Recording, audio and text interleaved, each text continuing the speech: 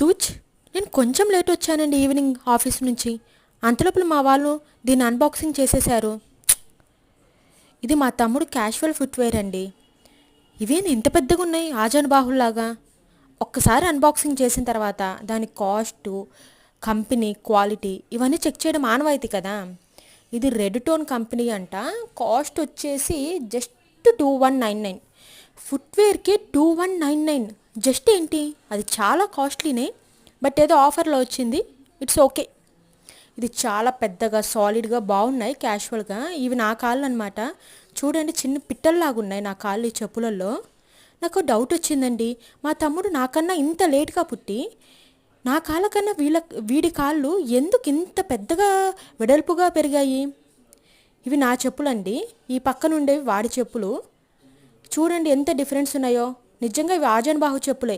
Please like share.